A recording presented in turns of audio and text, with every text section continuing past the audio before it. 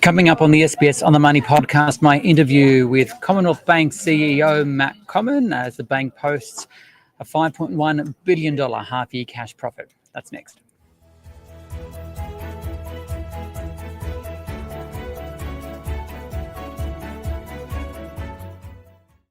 Hi everyone, it's your daily 10-minute business and finance news wrap for this Wednesday, the 12th of February 2025. The Australian share market rose today. The S&P ASX 200 up 0.6% to 8,535. We'll have the details with Martin Lakos from Macquarie in a few moments. But first to the Commonwealth Bank, which posted a 2% rise in half-year cash profit to $5.1 billion. That's as its business and home lending books grew despite higher interest rates. For more on the bank's results and the direction for the economy, I spoke with CommBank CEO Matt Comyn. Matt, you're expecting an official interest rate cut next week, the first one since 2020. Why? Well, we think that the overall picture, particularly just the softening economic backdrop as inflation, particularly the underlying inflation, has started to move back within the target band. We do think that will give scope for the RBA to be able to cut the cash rate.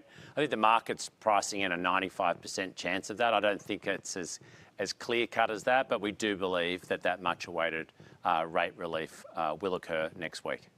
In the last rate-cutting cycle between 2015 to 2020, the RBA cut interest rates by 240 basis points, but CommBank only passed on 165 of that to its variable rate customers, and sometimes it took 21 days for that rate cut to reach those customers.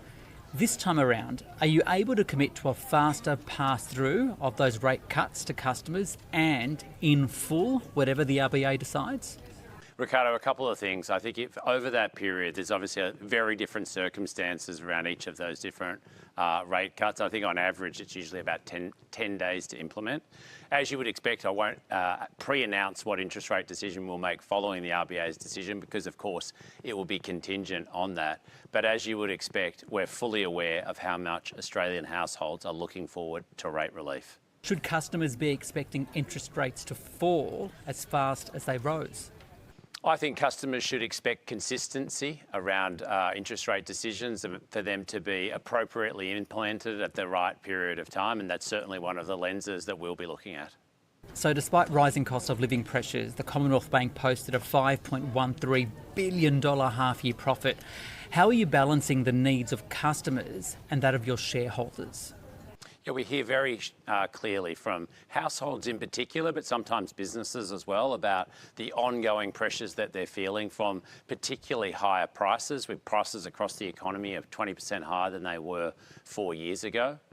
We're, of course, being very proactive in the context of providing support. So during the 6-month period, we actually offered 65,000 tailored financial assistance packages, most of those short duration because customers only need help for a relatively short period of time. I mean, one of the things that we are aided by is the fact that Australia has very low levels of unemployment at only 4%. And then across the board, we had $144 billion of new lending to both households through home buying and to businesses. So we're continuing to support, provide economic growth, financial stability, but also personalised and tailored support for any customers who need assistance. As you said, against that strong profit growth, our strong volume growth, our profit was up 2% over the period, which we like to think is an appropriate balance. We also increased our investment by 11%. Importantly, in areas like scams, fraud, financial crime, cyber, more than $450 million there to protect our customers and help keep their money safe. Investors now are looking to where the future growth for the company will come from, especially given what some analysts are calling lofty valuations of its share price. So where do you see that growth? Well, our focus will be continue to be on supporting our customers, both through the near term and over the long term, but across both our retail, business and institutional, primarily in Australia, but we do have a business in New Zealand. We have offices in different parts of the world, but again, to primarily support the Australian economy. We believe if we do a great job serving our customers, we continue to allocate capital through lending to productive areas to support Australia's economic growth, that will continue to lead to good growth, both for our customers, for the country, and in turn for our owners. To what extent are you worried about global growth and global trade, given US moves to apply import tariffs, and to what extent can that impact your business? Well, I think obviously Australia is part of a global economic picture. Our trading partners, both particularly in China, but the rest of Asia, but really across the rest of the world, there are impacts, of course, in any deterioration in global growth. If there's changes, obviously, in trading conditions, in geopolitical risks. We watch and monitor all of those things closely, as you would expect.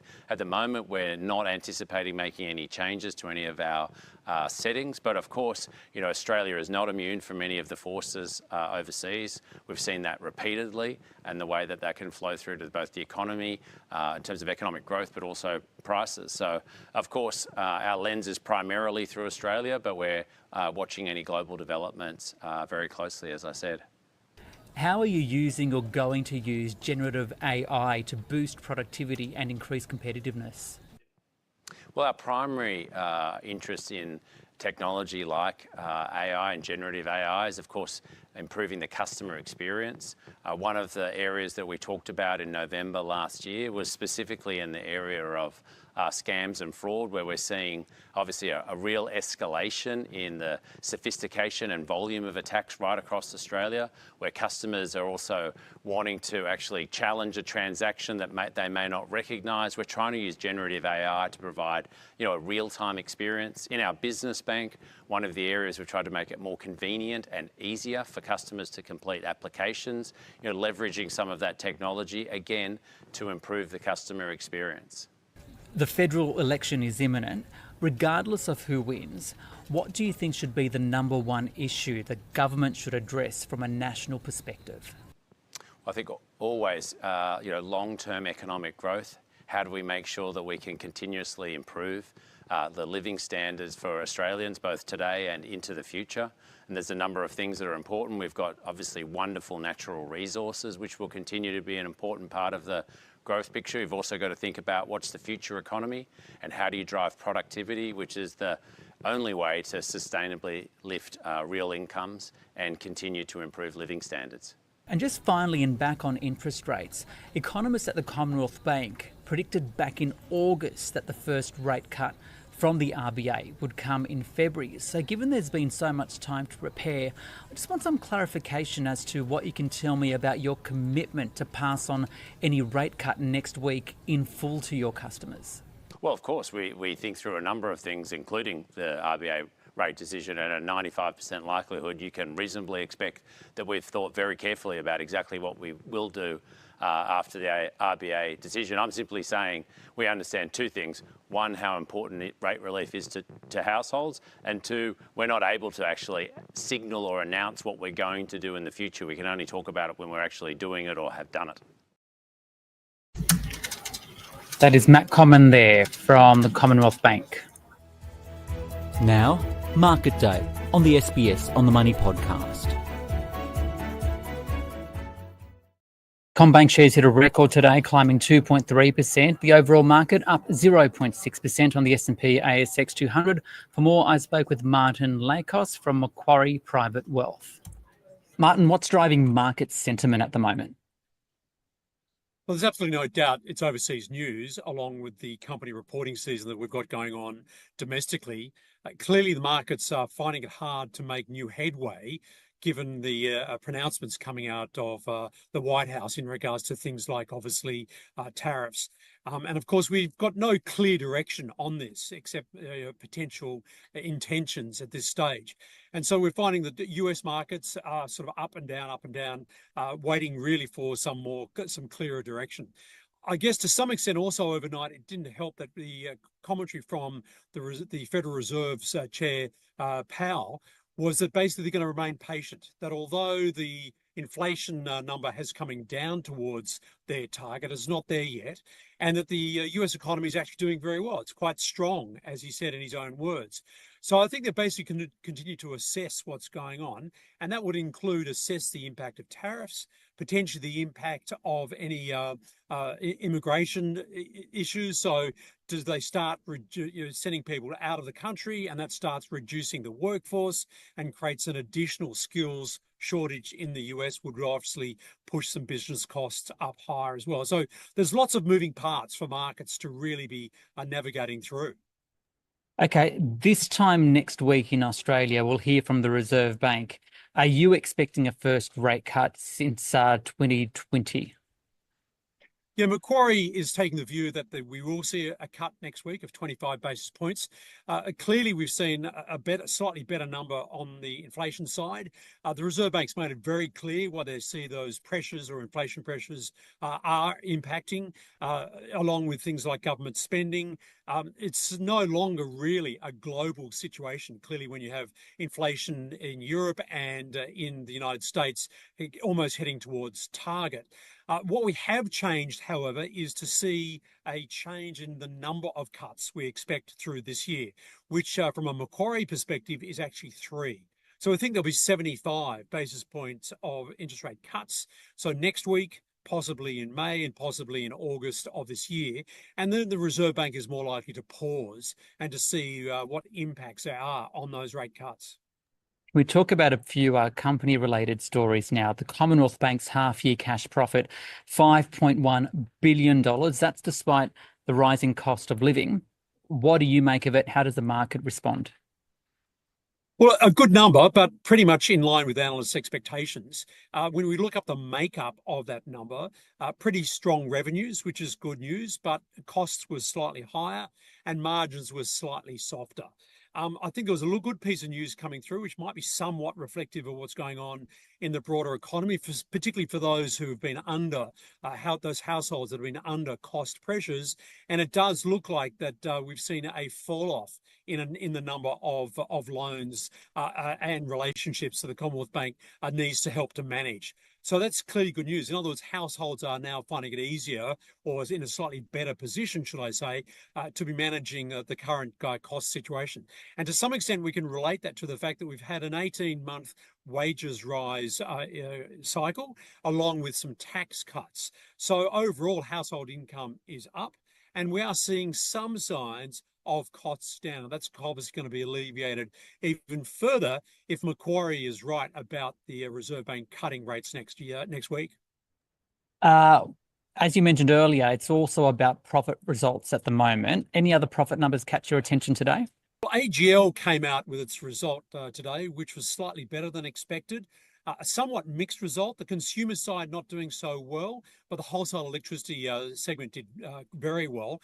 And certainly they commented they expect electricity prices to be higher for longer, which is obviously that's their business, but not great news, obviously, for the likes for households and for businesses paying those higher electricity prices. Certainly a solid result. They did give a slightly higher guidance for the full year by about $60 to $70 million.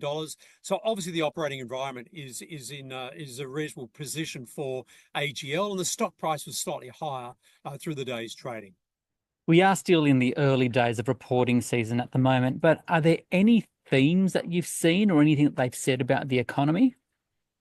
Well, it's probably more looking what's going to come through this reporting season, Ricardo, which is more things about what are the guidance going forward. So we look at the ratio of upgrades versus downgrades. And typically, if you see a slightly better reporting season where there are more upgrades than downgrades, that's ultimately a pretty good result. And that's exactly what we had 6 months ago.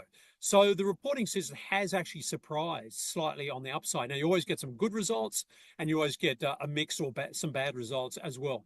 But it's that guidance that's really, really important for us, because that's where analysts will decide to upgrade or downgrade.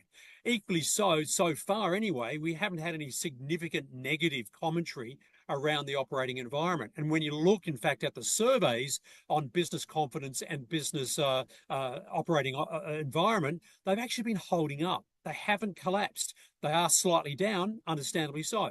So it does look like the businesses are coping, despite the fact that obviously business costs have been quite high the last 12 to 18 months or so.